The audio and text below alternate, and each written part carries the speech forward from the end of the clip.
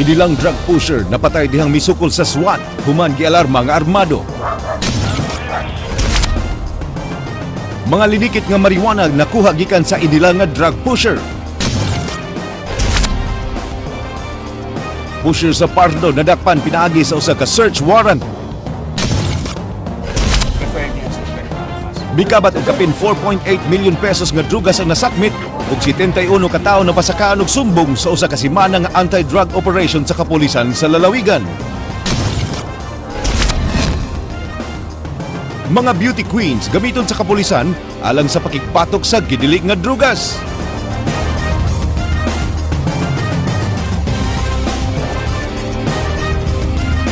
Maayong hapon Sugbo, Kabisayan, aniya na ang mga balita uban ang kinatibuk ang puwersa sa News 5 Cebu karong adlaw Miyerkules petsa 27 sa buwan sa Agosto tuig 2014. Ako si Glenn Soco. Inyo saming madungog simulcast sa Radyo 5 101.9 News FM alang sa mas komprehensibong impormasyon. Ako si Georgia Herrera. Georgia, usa ka security survey gimando alang sa tanang Treasurer's Office sa lalawigan sa Sugbo. Kini subay sa nagdungan nga pagpanglungkab sa tulo ka Treasurer's Office, Glenn, nga nahitabo niya atong milabay nga long weekend. Andrea Patenya, Sugin Limi. Gipatawag ni Cebu Provincial Police Office Director Senior Superintendent Noel Giliamak ang atensyon sa mga hepe sa kapulisan sa Compostela, Carmen ug Sugod. Buot niya nga paesplika ron ang mga hepe sa dungan-dungan nga pagpanglungkab sa mga Municipal Treasurer's Office sa ilang mga lugar. Buot basayra ni Giliamak kun huyang ba ang gipatuman nga seguridad sa mga pulis mao nga hitabo ang pagpanglungkab. Ang Treasurer Offices sa Compostela ug Carmen duol ra kaayo sa mga police stations. From here, I will call them for a meeting so we can determine if there are laxity on the part of the Cebu Police and the other policemen who are on duty. Niadtong Lunes, nakawatan og 4,800 pesos ang empleyado sa Carmen Treasurer's Office. Samtang sa Sugod, nakuha ang kapin 50,000 pesos sa Treasurer's Office, uban sa kapin 30,000 pesos nga savings sa clerk nga si Asuncion Tora. Pagkasunod adlaw, nadiskubrihan nga gilungkab ang vault sa Treasurer's Office sa Compostela, diin kapin sa 75,000 pesos nga kwarta ang nawa.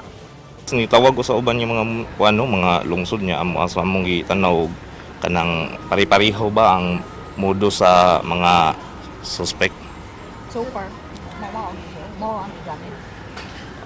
Dili minimum kasulti no kay sa amo god wala ko nakita nga force entry. So mo tay diferensya sa mga sa uban na idaka. So most likely inside job ang dakong posibilidad ng ating tanan. Tanan nga anggol pa mong gitan-aw sa taka siguro og inside or sa tagagawas ba ang suspect or basinanan sila gipagi nga nakasuod sila. Aduna nay possible identities ang CPPO sa mga suspect, apan gitan-aw pa nila kung usa ra ba ka grupo ang responsable sa tulo ka pagpanglungkab base sa ilang mga pamaagi nga gigamit. Mato ni Giliamak, di lang sabunta pa sa nginlan nga nagpabaya ang mga pulis. Angay sabtan-aon kung wabay pagkuha nga nahimo ang mga empleyado sa maong mga munisipyo. Mato ni Giliamak, mas maayo unta kung mo-hire og blue guards ang mga munisipyo ug mo-install og high-quality CCTV cameras.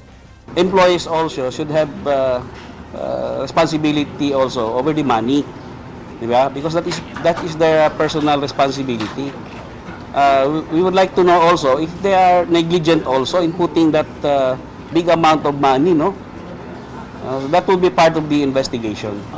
Gimando ni Giliamak ang mga hepe sa paghimo og security survey sa tanang mga municipal treasurer's offices aron makahatag og rekomendasyon kung unsa ang angayang i-secure. Andrea Patenya, News 5. Gipetisyonan sa ilang silingan ang usa ka pamilya nga giingong nag-treasure hunting sa likod sa ilang panimay. Gimonitor karon sa Mines and Geosciences Bureau ang maong operasyon. Jinky Bargio, Sugin Limi. Gihatod sa usa ka tanod sa Barangay Banilad ang cease and desist order ngadto sa pamilyang Densing dinhi sa Sitio Rotonda alang sa hingpit nga pagpahunong sa giingong treasure hunting activities sa likod sa ilang panimay. Nagpasota mo, napaagi mo. Wa man na majilo yun, anong dira hangyo to guys mo, gihangyo mo, ana sila agi. Kami lang dai kuyogi mi ana mi agi. Dili. Ana jumog dili. Ang mga silingan nga nabalaka sa ilang kaluwasan, padayong mipadayag sa ilang kasuko sa hintungdang pamilya. Usa ka petisyon ang ilang gihimo, pagpahawa kanila. Di dyan na siya maundang. kung di ni mawa ang balay. Kay wa man sad may kahibaw sad kung modawat sila og trabahante magabi Nya mga tuog na mi, sige silang trabaho gihapon. Imbes unta sila mananghid sila, akong pangutaon nun si Noy-Noy umusugot pa atong kautan. Usa sana mo kano umusugot pa ko sa di. Ug gila ba kong bahinan. Ang anak ni Densing mihimakak nga wa sila mangita og bulawan. Kami diri nang naghilom-hilom na mi diri. Oh, hilom ukop ko para man sa mga kag taon oy. Masayod mo. Sige lang gud di mo motungo og kag. Sinang Lourdes dunay panawagan sa MGB ug sa ilang barangay officials. Nanawagan ko sa DNR kung naay inyong malumo nga kasing-kasing. Kami diri tanan lumulupyo nang hinaot mi nga inyo ming tabangan sa among mga problema. Matud sa mga opisyales sa Barangay Banilad, ila kining hugot nga monitoron. Kami among atuon kung naana na di mi mag langay-langay amo nang susihon dito kung unsa na ilang mga kuan. Ngunay amo na nang i-penetrate nila with the agreement sa council. Mipahimangno ang MGB7 nga ila gyud ipahunong ang illegal nga operasyon sa pamilyang Densing. So kung mubalik siya, mas maayo siguro atong mo requestag assistance sa Philippine National Police, no? Or para ma-enforce gid nato ang CDO. Jinky Bargio, News 5.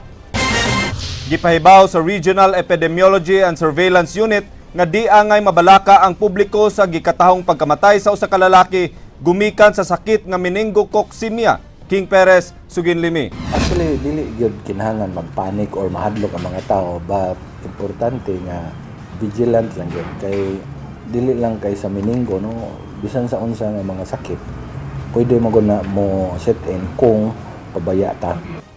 Way angay kabalaka matud pa sa pangu sa Regional Epidemiology and Surveillance Unit nga si Dr. Renan Simafranca, subay sa bagong natala nga 11 kamatayon karong tuiga tungod sa sakit nga meningococemia. Ang meningococemia usa ka makatakod nga bloodstream infection gumikan sa bakterya nga Neisseria meningitidis. Ang maong sakit molambo sud mismo sa lawas sa apektadong tao. Actually, ang kini siyang matawag na to og reserva or ang source sa tao ra po niya mismo. The moment nga mo down imuhang resistensya, that's the time nga mo set in na ang infection. Pero kung naka-boost imuhang resistensya taas, di po to siya overpower sa imuhang immune system. Usa ka lalaking taga-barangay Kaputatan sa Dakbayan sa Danao ang namatay sa maong sakit subay sa laboratory result. Una kining gidala sa Danao Provincial Hospital, usa pa nadangat sa Vicente Soto Memorial Medical Center ni adtong Agosto 16. Diin sa maong tambalanan, gideklararang kamatayon ni ini tungod sa maong sakit.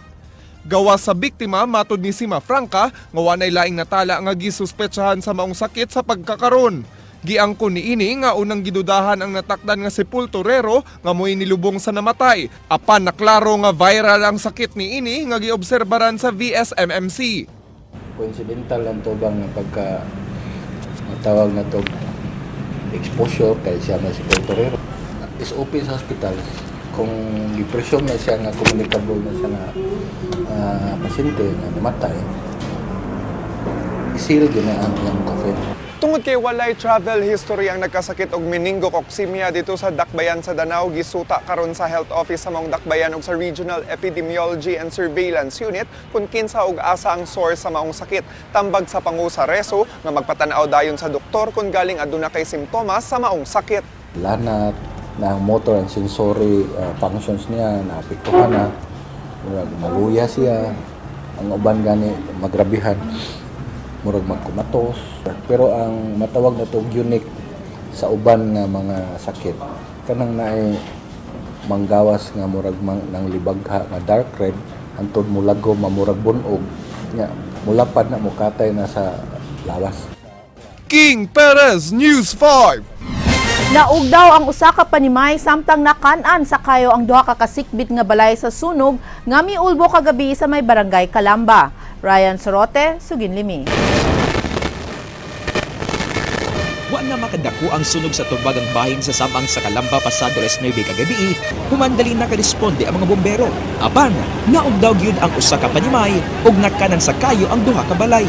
Giingong nagsugod ang kayo sa balay sa mag-live-in partner nga silang Giovanni Torrejos ug Jennifer Rama. O kay ginama sa light materials ang ilang balay ug tayhimo usab sila kadila mo nga daling mitapon ang kayo. Naalimongawan si Frederick dihang kalit nga miinit ang iyang gipuy-an. Ug sa iyang pagsusi, dako na ang kayo sa ikaduhang andana sa ilang balay mo nga niyang giluwas ang iyang itoy. Nangabot sabdayon ang iyang manghigala. Kadungog ko nga na yung saba, paninaog ko niya. Pag naog na ako, na may kayo, ni saka ako balik. Pag saka na ako, nagsiga naman ako magdanan mo to. Wala na ako ni saka ako balik. 10,000 pesos ang danyo sa sunog. Apan palaw man pa sa kabumberuhan ang investigasyon kung unsa hinungdan sa kayo kay matod sa tag-iya sa panimay, kun diin nagsugod ang kayo, gituyo og sunog ang iyang panimay. Sa sikon sa gisulti ni Kuan, kini si Elma, naagunoy nagdagkod dun kadila na nagkuan ba sa ilang altar. Kani amo din sa ilang mo din sa ni inab kay naa ang tanan ni resulta gyud ang gipangayo sa mga customer. Magbalik ka na mong customer kung wa pa na mo. Yan? Sa mo kay stress ka lang. Kay matod pa ni Jennifer, dugay ng dunay gustong mukha sa ilang pwesto nga iya pang nasunod sa iyang inahan. Way kuryente ang ilang balay o emergency light ra ang ilang gigamit. Wasab kunitaw sa ilang balay atol sa pag-ulbo sa kayo kay didto sila sa sementeryo. Nganong naibong mi sa luyo dito sa taas, mao'y nagsiga. Naguna ang sunog sa ato pagituyo. Ryan Sorote, News 5. Kapulisan dili kumbensido nga tulis ang nahitabo sa LBC Subang Dako branch.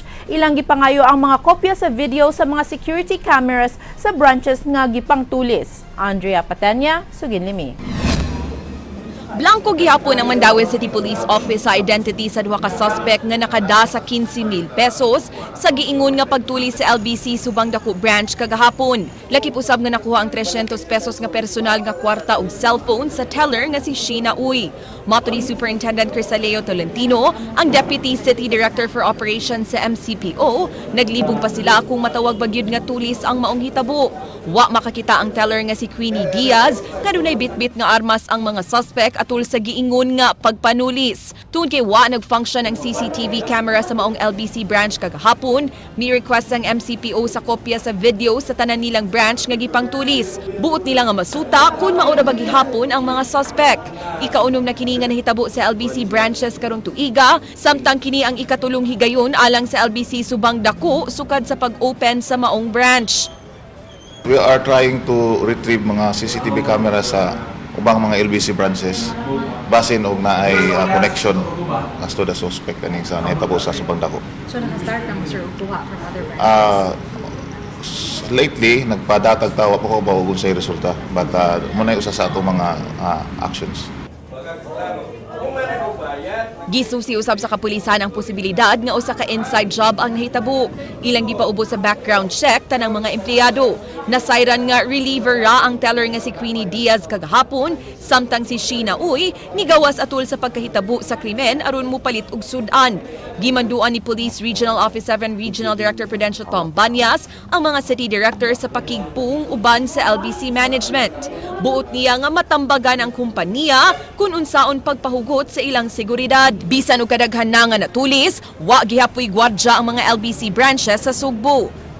They should factor that in because based on the incidents that that have been reported, LBC ang ang daghang mga hold up kasi kahit sino naman pwedeng pumasok doon, ba? Mag-remit ng pera, and siguro alam nila na at a certain point of the day kinukuha lang yung pera, so before that nandun lang. So dapat nilang i-check din yung mga security measures ng ating mga stations where these establishments are located. Mato ni Tolentino, lakip sa ilang hisgutan sa ilang pakigpung sa LBC management, mao ang City Ordinance sa Mandaue City Government nga nag-require sa tanang establisamento sa pagbutang og security camera. Gani mahimo nga multahan ng LBC Subang Dako Branch kay base sa ordinansa, gikinahanglang functional ug high quality ilang CCTV cameras. Wa mag-function ang ilang security camera ni adtong higayuna. Naa sa ordinansa nga gawas nga na CCTV dapat functional and then na maka-qualify, ma-satisfy niya ang requirements as to the resolution nga giwan sa ordinansa. We'll be able to lessen din yung mga... Di kumbinsido ang Regional Director sa Kapulisan nga ang sunod-sunod nga pagpanuli sa LBC branches usa ka fundraising sa mga tulisan alang sa mas dakong operasyon tungod kay ginagmayra ang makuha matag insidente. Panawagan niya sa mga station commanders ug sa business sector nga mas magbinantayon. Hindi naman makapag-sustain ng survival for a long period of time. Considering na magkano lang yun, 20, 15. So, para sa kanila, siguro in about 3 days, 4 days, ubos na rin yung pera na yun. So, hindi parang hindi logical pa. But considering that, we should also take precautionary measures. Andrea Patenia, News 5.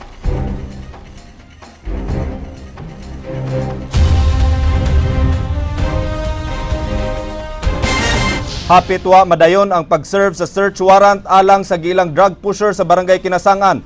Human balibari sa inahan sa subject nga wa ang iyang anak. Nasuta nga anaara ang subject dihang bilili kinigikan sa iyang gitaguan. Nasundan ang aksyon ni Ray Pasaporte. Sayo ganihang buntag dini sa Sitio Apersuran sa barangay Kinasangan sa Dakbayan sa Subo. Girunda sa Pardo Police Station ang balay sa gidudahang drug poser nga si Jonathan Baclayon. Diriyot madiskaril ang operasyon human gihimakak sa inahan sa subject nga naa sa ilang balay ang iyang anak. Si CCPO Director Noli Romana ug Chief Inspector Alexis Rilado, ang hepe sa Pardo Police Station, may pasabot sa media sa pakyas nilang operasyon. Apan sa kalit lang, nahugyaw ang mga pulis human ilang nasuta. Nga ana di ay sa extension sa ilang balay ang subject nga si Baclayon.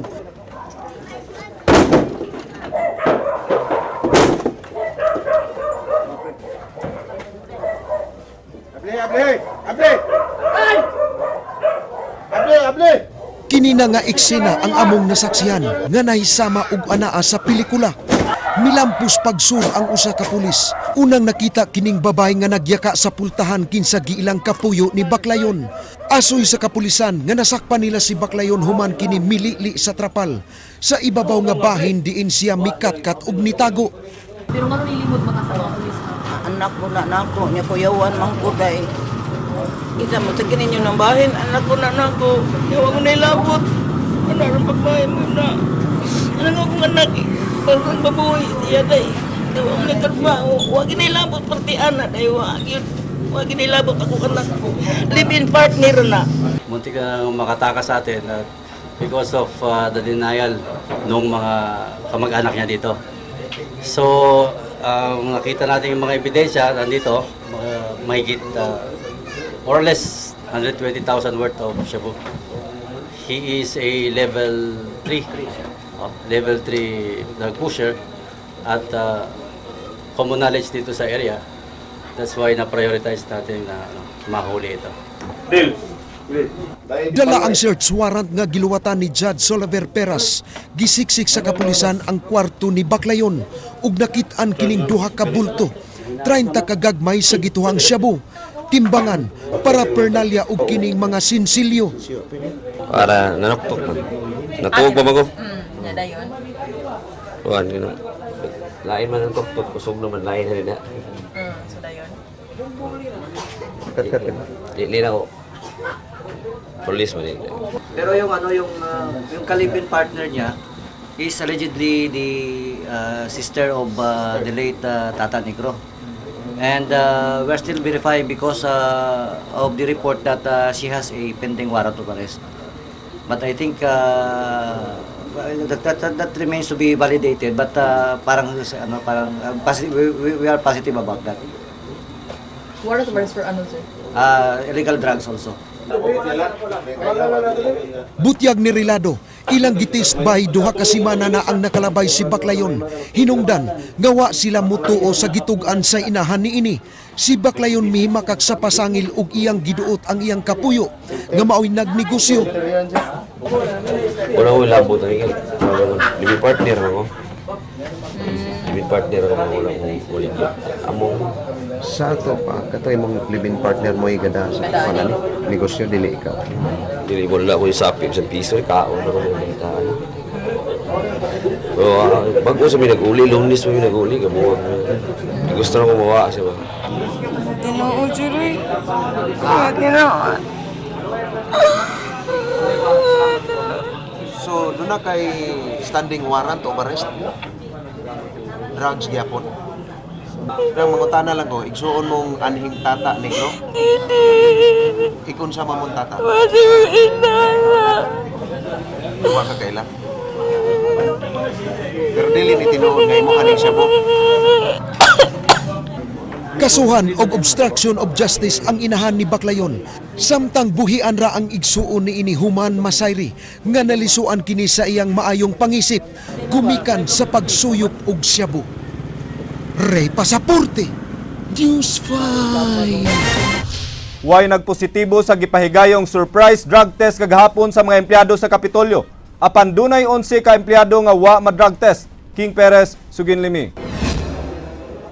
Sa 57 ka mga empleyado gikan sa 5 ka mga buhatan sa Kapitolyo nga mipaubos og drug test kagahapon, way usa nga mipositibo sa paggamit sa gidiling drogas. Kini ang gikumpirmar ni Cebu Provincial Anti-Drug Abuse Commission Executive Director Joey Herrera human sa ilang gihimong kinalit nga drug test uban ng PIDEA 7. Tuyong gihimo ang drug test human bag-ohay lang nga nadawat sa mga empleyado ang ilang 15,000 pesos nga anniversary bonus. Yeah, so i-refer ka po na siya sa Cody. Just like katong the last time na atong gibuhat din ha, nga i-summon dito sila. Sa 72 ka mga empleyado nga anaa sa talaan, dunay 11 ka buok nga kinahanglang ipaubos sa drug test, human wa mipaubos kagahapon sa wa pa mahibaw-ing hinungdan. Either wala na yun siguro nibilin ng mugamitay sa Capitol or wala lang sa wala siguro na appeal kay gamay raman to nga office, 5 raman to offices. So but then for me it's a good sign. Gani ang pangu sa Capitol Security Unit nga si Loy Madrigal, dunay sakop nga ipaubos sa preventive suspension kay kaduha ng milikay sa pagpaubos og drug test. Diri naman siya pagka ibaw niya drug test ni sakay sa motor siya ang assignment diri sa Kapitolyo. Why say kuan nga na sa assignment sa gawas, ibaw siya nga drug test. And this is not the first time, it's the second time. So I'm not playing games with him. Sa kinatibukan, 15 ka mga empleyado ang mipositibo human sa pagpaubos sa gatusan ka mga empleyado sa Kapitolyo sa managlahing kinalit nga drug test sukad ni atong buwan sa Marso. King Perez, News 5. Mikabat og 4.8 million pesos nga drugas ug 24 ka nagkalain-laing armas na sakmit sa kapulisan sud lang sa usa ka semana. 71 usab ka mga tawo ang ilang napasakaan og sumbong diin 65 niini ang nadakpan. Andrea Patenya, Sugin Limi. Gipaubos sa surprise drug test ang hepe sa nagkalain-laing police stations ubos sa Cebu Provincial Police Office kaganihang buntag. Gipatawag sila aron pagpresentar sa ilang mga accomplishments ug plano alang sa Oplan Segunda Limpio Probinsya sa ilang mga lugar apan kalit lang nga miabot ang mga sakop sa crime laboratory. Si CPPO Provincial Director Senior Superintendent Noel Guilliamac mao'y unang mihatag sa iyang urine sample. Before sa ato ang kampanya, no, we need to be clean, no, away from any suspicion that we are also using drugs, no. Way nagpositibo sa 45 ka mga police officials nga nagpa-drug test. Apan gitawag ni Guilliamac ang atensyon sa mga hepe sa Barili, Balamban, Bantayan, Compostela, Tudela ug Pilar tungod sa kapakya sa pagtambong sa maong meeting ug wa na hinuon makaapil sa drug test. Ang di makahatag og valid excuse mag-atubang sa administrative investigation. Samtang uban sa mga opisyales sa Sipada kon Cebu Provincial Anti-Drug Abuse Council gipresentar sa kapulisan ang resulta sa Oplan Segunda Limpio Probinsya sugod niadtong Agosto 18 hangtod 25. Mikabat sa 4.8 million pesos nga balor sa drogas ang nasakmit sa kapulisan sa lalawigan sa Subo, sudlang sa usa ka semana. 65 katawo ang nadakpan ug unom nga at large, napasaka og sumbong paglapas sa Comprehensive Dangerous Drugs Act. 24 ka armas nga nakuha ipaubos karon sa ballistic exam alang sa pagsuta kung gipanggamit ba sa uban nga mga krimen sa lalawigan. Mato di Gilyamak, way paghunong ang paggukod batok sa iligal nga drogas. Gani gipasidunggan sila sa Sipadak tungod sa maayong performance nga gipakita. Mato di Sipadak Executive Director Joey Herrera, mas uyon sila nga search warrants na ang gigamit karon sa kapulisan inay mga buy-bust operations. Nagpakita kini nga gikugihan gyud sa mga pulis ang ilang mga operasyon. Meaning, ila dyan ni silang gikugihan bitaw, surveillance sila, ni-apply sila sa mga huwis, nigkugi jud ang atong kapulisan. And it is within the Constitution na mas may jud ang search warrant compared sa buy-bust. Mipasalig ang Sipadak nga di sila muhunong sa pagsuporta sa CPPO sa ilang drug campaign, pinaagi sa paghatag og ganti sa mga tipsters ug sa mga police units nga kanunay makahimo sa anti-drugs operation. Muhatag sab sila og hinabang pinansyal ngadto sa mga pulis nga mga angol matag operation ug pagsuporta sa ilang mga galastuhon sama sa paghatag og pamliti sa mga pulis alang sa ilang official duties. Na problema day sila sa pliti-pliti bitaw sa barge, kalang nasa lay dadon. Kung nasa lay dadon nga patrol car, pila may pliti na 1,500, idabelta maabot 3,000 ilang magasto. So ilang gipaabot na mo. So we will support that nga kami na di na sila mo gasto na, di na sila mo worry ana. Kay base nila niya nahimong rason nga di sila mo dako para was lay hatod, di sila kagasto. Samtang gipaluyuhan sab sa Sipadak ang baruganan sa CPPO nga di rub out ang nahimong pagpamusil sa inila nga drug pusher sa Liloan. Napatay sa mga pulis si Noel Codeniera sud sa ilang panimay atul sa usa ka drug raid ni adtong Lunes. Gani di na mo imbestigar si Gilyamak sa nahitabo tungod kay kumbinsido siya nga lehitimo ang gihimong operasyon sa mga sakop sa PIB. My guidance to my Cebu Police and other operating units of CPPO that if and when that their life or limb will be in imminent danger, they need to shoot back, no? Much as we want to prevent loss of life, no, sa atong kapulisan, sa atong sang mga suspects, but I'd rather see a dead suspect rather than a dead policeman. Andrea Patenia, News 5. Nasikop na gyud sa Cebu City Intelligence Branch ang tigpayuhot og marijuana ug shabu sa barangay Inayawan. Ray Pasaporte, Sugin Limi. Nasikop sa City Intelligence Branch sa Cebu City Police Office ang kanhi Mr. Philippines nga si Heraclio Berdin, 32 anyos atul sa buy-bust operation kagabii sa iyang Pinoy-anan sa Sitio Apertore, Barangay Inayawan, Dakbayan sa Sugbo.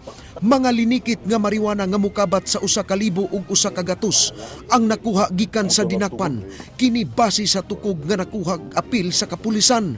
Lakip nga gidakop ang 3 ka bata-bata ni Berdin nga silang Mamerto Abiliana, Pablito Raffles ug Jonathan Layagin. Ikaduhang higayon na kagabi nga gibay-bust sa Cebu City Intelligence Branch ang dinakpan. So kung nakainom doon last July, muna atong gikandakan tong na-confiscate na to ang 25 kilos nga marijuana. So with our surprise, mana pagkuhan na pamanggihapon, so luckily lang nakuha na to ang subject good. Giangko ni Berdin nga iyang mga tao ang nadakpan sa CIB ni adtong miaging buwan. Ang mga ebidensyang nakuha sa CIB kagabi, iyasab giangkon ug gikan kuno sa lungsod sa Balamban ang mga marijuana ug dunaray maghatdanan kaniya. Tagpila ka kilo yaton ni? Ay, ito mga size. Pila ka daw? Dogay marot. Sa semana na. Tagpila mo sa peste ka na siya? 5. Gibutyag sab sa subject nga nadakpan na siya kaniadto sa susamang kalapasan apan wa siya mabilanggo kay way napasakang kaso bato kaniya. Gihimo kuno siyang sulugoon sa kani usa ka opisyal nga maoy nagdakop kaniya. Well, kana siya dagan siya gipang mention nga mga names, so siguro palawman pa ning investigasyon nato, no. O sana po nadakpan siya nganong nagagawas sa tuiga tanan-tanan. Tag 5 pesos ang baligya ni Birdin sa usa ka linikit nga marijuana apan ibaligya kini sa mga parokyano ug tag 10 pesos ngadto sa mga estudyante. Laing gitug-an sa dinakpan nga dunay tigkumprahan kaniya aron dad-on sa Batulete. Gawas sa marijuana, laing nakuha sa kapulisan ang 31 ka gagmay ug usa ka bultong gituoang shabu. Matud sa kapulisan, gihimong suyupanan ang silong sa panimay ni Birdin. Duna say video karera ug muli-muli machine sa laing kwarto nga maoy kalingawan sa iyang mga customer human makasuyop. Pasakaan og tukmang sumbong sa pagpamaligya og paghupot og droga si Birdin. Lakip na ang tulo niya kabata-bata. Rey Pasaporte, News 5. Gikumpirmar ni Capitol Security Head Loy Madrigal nga anaa sa Kapitolyo gideploy ang tulo sa unom ka mga jail guards sa CPDRC nga gipasangin lang tigpalusot og droga sa maong bilangguan. Girelibuhan sab ang mga gideploy nga mga jail guard sa mga gwardiya gikan sa district hospitals aron di magkuwang ang mga mubantay sa CPDRC. Tinguha sa pagbalin sa mga jail guards nga mawa ang mga pagduda sa iligal nga kalihukan sa droga sud sa CPDRC. They are helping us to they're helping us to kining magbantay sa ato ang Kapitolyo. So dili sila ilabay rag life. No, mas may na sila dire para intact in case of dunay mga crisis they're here. Napuno sa kaanyag ang buhatan sa Police Regional Office 7 kaginhang buntag atol sa pag-courtesy call sa mga midaog sa mutya ng Pilipinas 2014. Ang mga mibisita mao sila si mutya ng Pilipinas Asia Pacific Eve Psyche Patalinghog nga lumad nga taga Lapu-Lapu City, mutya ng Pilipinas Overseas Community Patricia Bosco, Tourism International Glenifer Perido ug first runner-up Christine Russell. Karon nga maisip na sila nga mga role model sa katilingban, misugyot si PRO 7 Regional Director Prudential Tom Banyas nga himuon nga mga speakers ang mga beauty queens sa ilang drug awareness campaigns sa mga tunghaan dinhi sa Central Visayas. Walay pagduha-duhang misugot ang mga title holders. Sanglitbot nilang mutabang sa pag-edukar sa kabatan-unan kabahin sa mga negatibong epekto sa paggamit og illegal nga drogas. In front of the children, elementary and high school children, on the ill effects of illegal drugs. And by standing there in front and bringing the message, I think this would be a very, very big impact on the lives of these children. I've been an ASCII chairman of Lapu-Lapu City, and that's also my advocacy in our barangay, which is to campaign to say no to drugs. So what I do is I make a program for the youth, especially those out of school youth. So I make a program like basketball or sports program, symposium program regarding drugs, how to prevent this, and what is the bad effects if you use this. Patay ang usa ka gidudahang drug pusher human kini misukol sa mga miresponding SWAT karong hapon. Ryan Sarote, Sugin Limi.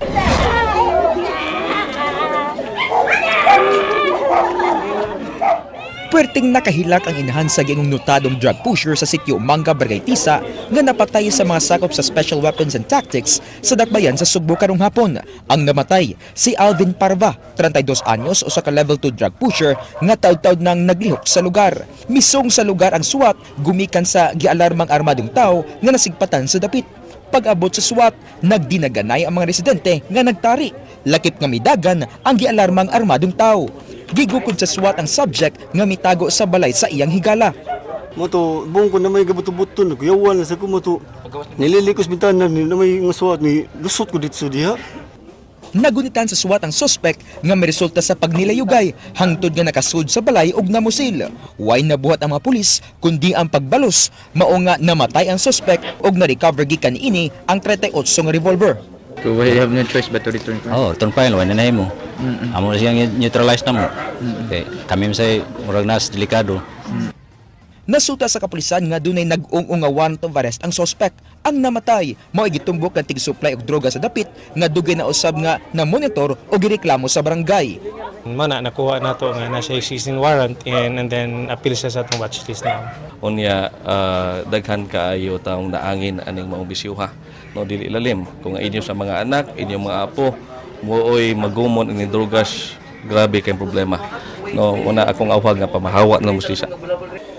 Gimakak sa makabalay sa namatay nga nalambigit kini sa ginadring drogas. Ryan Sorote, News 5.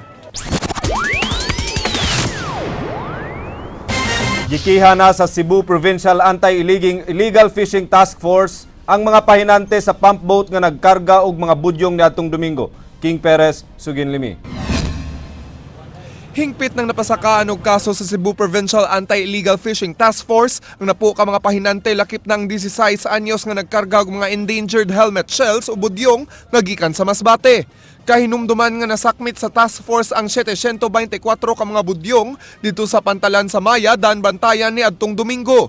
Giapil sa bugkihang na nag-iya sa pump boat nga gikargahan niini nga usa ka Antonio Batahoy ug si Enrique Borromeo nga taga Mandawi ang tag-iya sa truck de karga nga gisudlan sa mga shells.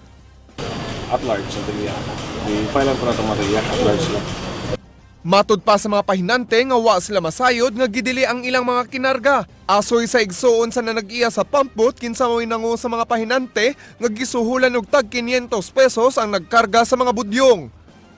Ang nagsakay sa pump boat wag ito kay kay gabi may ilang karga. Okay mo may gikosa mo ah. Oh, agi may memo. Kasong kalapasan sa Fisheries Code of the Philippines subay sa pagtransport, pagbaligya ug pagpanguha sa mga endangered species sama sa budyong mao'y atubangon sa mga gipangkiha. Din posible silang mabalhog sud sa 12 ngadto sa 20 ka tuig ug multa nga 120,000 pesos. Ang prosekusyon na unya ang modesider kon maapil ba sa kaso ang menor de edad nga akusado, kasamtangang kining gikustudiya sa Provincial Social Welfare and Development Office. Matod ni Madrigal nga mahimong makapiyansa ang mga akusado sa kantidad nga 40,000 pesos. I think 40,000 kana usa. Kung katong last kana dakpan nato katong sa ML Lorby sa Cebu.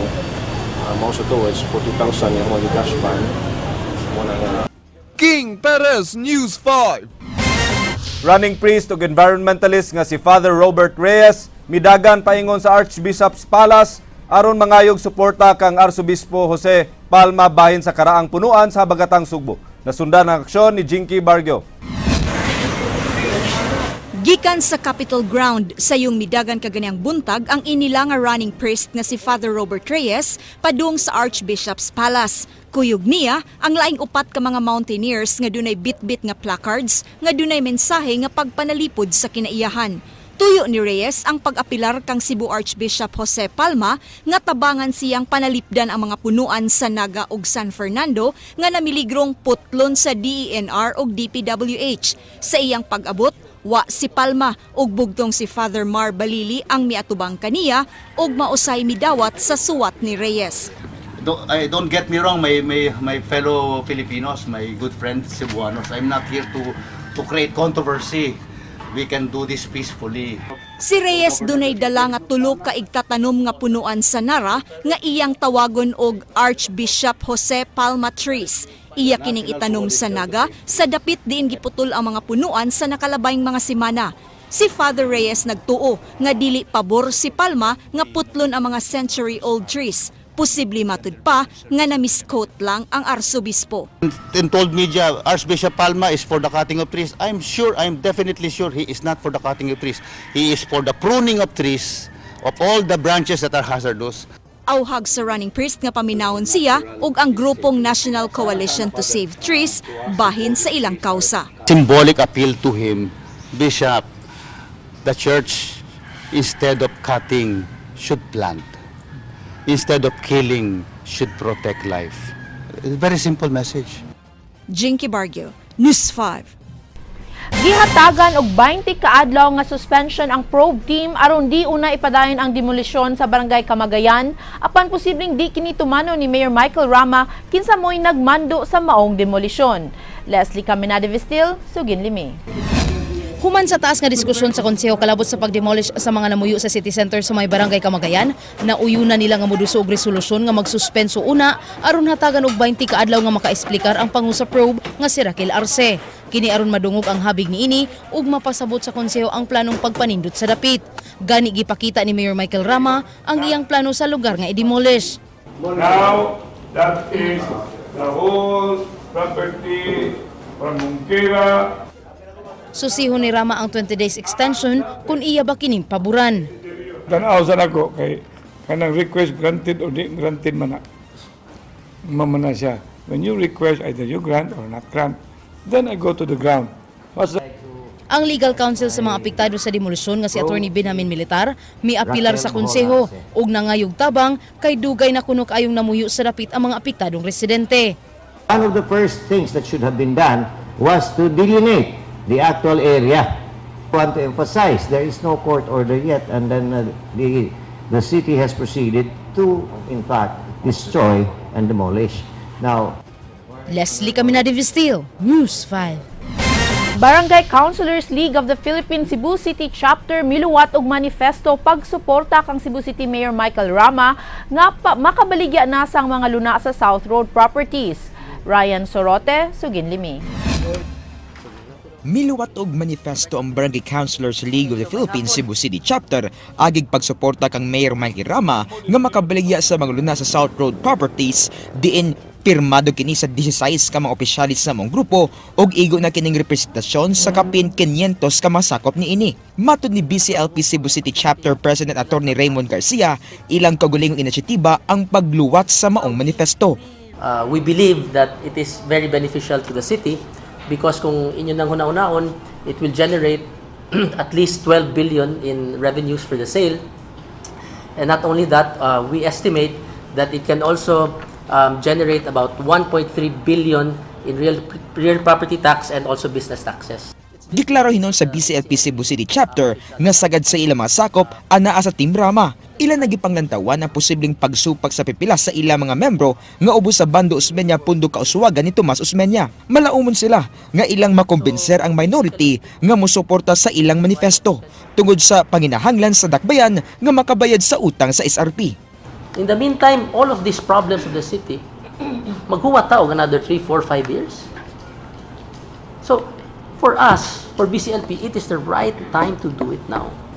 Butyag sab ni Garcia nga dunay mga konsihal sa BOPK nga nagplanong mutapon sa Team Rama tungod sa way pili nga pagsuporta sa mayor bisan ngadto sa ilang kaatbang. Gipagamay rasab ang pasangil ni Osmeña nga dunay pagpangapike nga gibuhat si Rama sa iyang mga sakop mao nga napugos sila sa pagsuporta niini. He did the same thing and even more. He persecuted also a lot of barangay captains and wag na sila manghatag og projects sa among mga kapitan.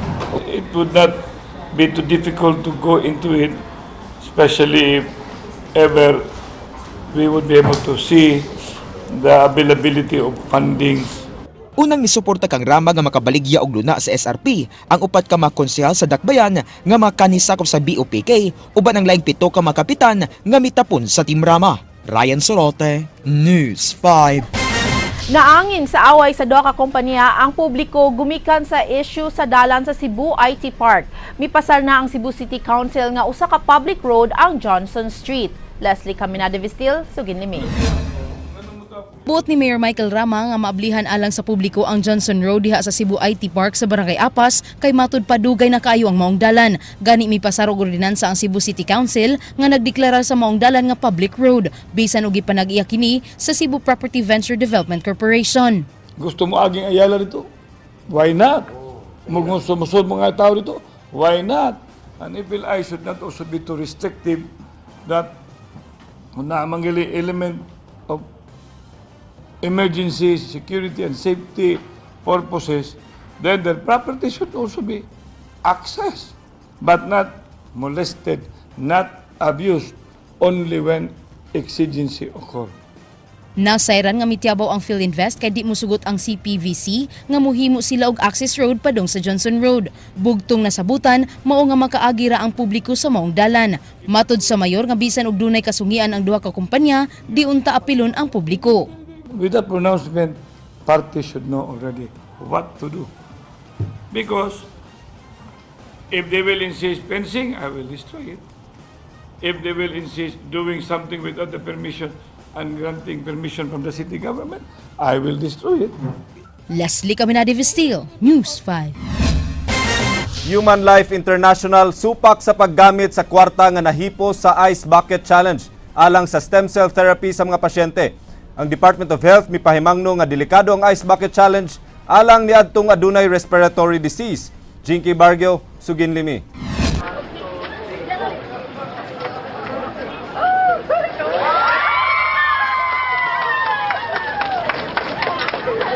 Gidawat ni LTFRB Regional Director Ahmed Quizon ang hagit sa Ice Bucket Challenge. Human siya ginominate sa taga-LTFRB Region 4. Pasado alas 9 kaganihang buntag, gipaygayon ni Quizon ang Ice Bucket Challenge uban sayang upat ka staff.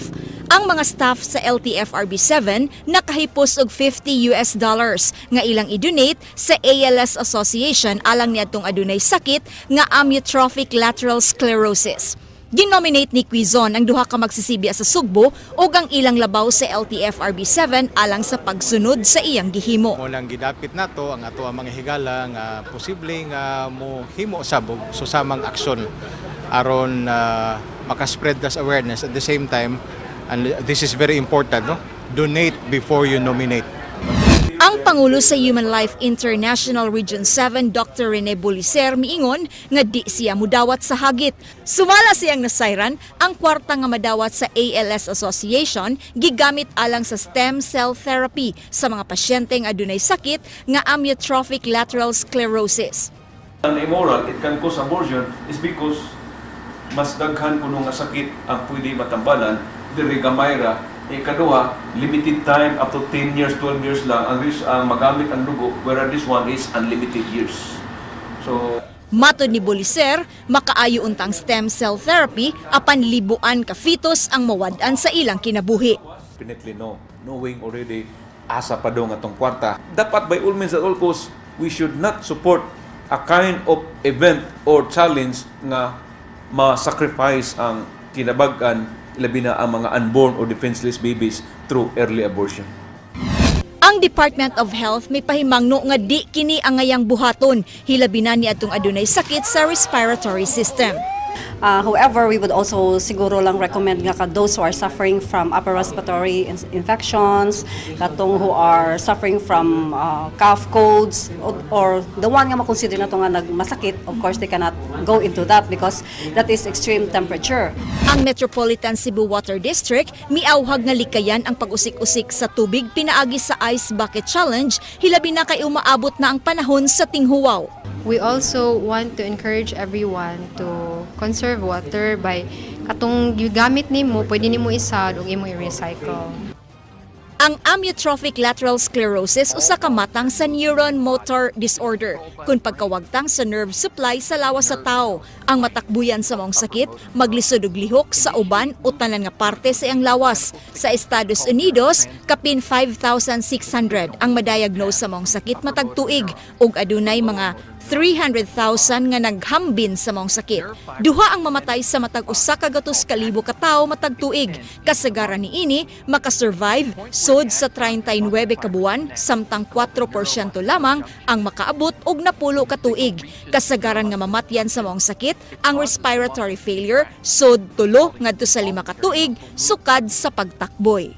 Jinky Bargio, News 5. Usa ka coffee table guidebook ang gilusad bag-uhay lang isip paghatag og bili sa mga simbahan nga nangadaot sa lalawigan sa Bohol atol sa kusog nga linog sa Oktubre miaging tuig. 26 ka mga simbahan ang nalakip sa maong libro, diin gipakita niini ang mga hulagway sa mga simbahan sa Bohol sa wa pa ang linog ug pagkahuman sa katalagman. Matod sa nagpaluyo sa maong proyekto nga orihinal unta nilang plano maong paghimo og compilation sa mga simbahan sa Bohol apan nausab kini human sa hitabo. Mahinungdanon ang mga karaang simbahan sa Bohol nga gidisenyo o ginama sab sa mga Bohol-anon. Kasagaran sa maong mga simbahan anaa sa 200 ka tuig nga nagpakita sab sa kalig-on ug pagtuo sa taga Bohol.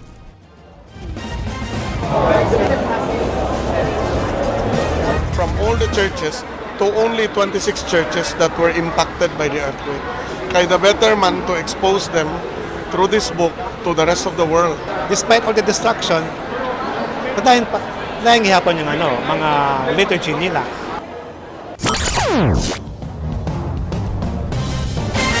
Maukad to ang mga balita sa Aksyon Bisaya, kini si Glenn Soco. Musunod ng Action Prime, daghang salamat. Ako si Georgia Herrera. Bisan asa, bisan kanusa. Kapatid, kay di lang kutob sa balita, Aksyon!